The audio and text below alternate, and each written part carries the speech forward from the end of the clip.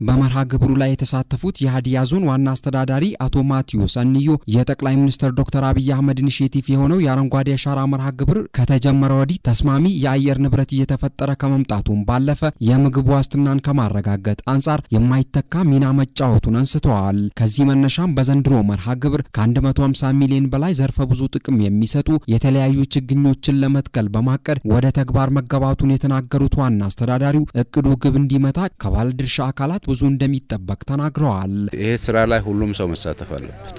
አመራሩ፣ ከተማ ነዋሪ፣ አርሶ አደሩ በየትምህርት ቤቱ በሁሉም አካባቢዎች ላይ ድንበር የለውም፣ ከተማ የለውም፣ ገጠር የለውም። እያንዳንዱም ቤተሰብ በራሱ ማሳ የሚባሉ ችግኝ አይነቶች አሉ። ለጥላ የሚተከለው አሉ፣ ለተለያዩ ኮንስትራክሽን የሚተከለው አሉና ባለብዙ ዘርፍ ጥቅም ያላቸው ጥምር ደን፣ የፍራፍሬ ችግኞች፣ የማኖ ችግኞች፣ ለቆላም ለደጋ የሚሆኑ ቀርካ ችግኞች ተዘጋጅተዋልና እዚህ ስራ ላይ ሁላችንም ተረባርበን የተከላ ስራ ላይ መሳተፍ አለባቸው ሁሉም ሰውና ተከላም ብቻ ሳይሆን ሲተከልም በጥንቃቄ መተከል አለባቸው ችግኞቹ። የሀዲያ ዞን ግብርና መምሪያ ኃላፊ ዶክተር ሀብታሙ ታደሰ በበኩላቸው መርሃ ግብሩ ከተጀመረ ወዲህ የተተከሉ ችግኞች ከንክኪ በጸዳ መልኩ በእንክብካቤ እንዲያድጉ ከመደረጉ የተነሳ ለህብረተሰቡ ዘርፈ ብዙ ጥቅም መስጠት መጀመራቸውን አስረድተዋል። የችግኞቹ ዞናዊ የጽድቀት መጠን 81 በመቶ መሆኑን ያነሱት ኃላፊው በዘንድሮ መርሃ ግብር ለመትከል ከታቀደው ከ49000 ሄክታር ውስጥ 29000 ሄክታሩ ለምግብነት የሚያገለግሉ ችግኞች መሆናቸውን ገልጸዋል። የተለያዩ የችግኝ አይነቶችን ማዘጋጃ ስራ ተሰርቷል ማለት ነው።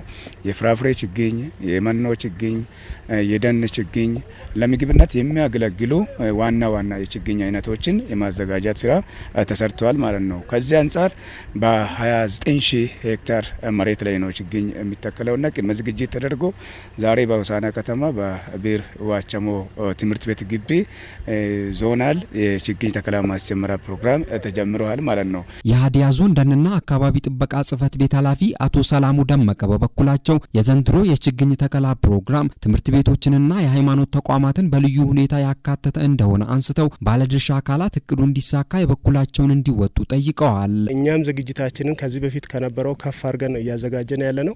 ስለዚህ አጠቃላይ የዚህ አመት የአረንጓዴ አሻራ የተሳካ ይሆናል የሚል እቅድ አለ ከእግዚአብሔር ጋር። ህዝቡም ደግሞ ይሄንን አስቦ ተባብሮን በደንብ አድርጎ እንዲሰራ መልእክቴንም አስተላልፋለሁ። አመሰግናለሁ። በመርሃ ግብሩ የዞንና የሆሳዕና ከተማ ከፍተኛ የመንግስት አመራሮችና ባለሙያዎች ተገኝተዋል።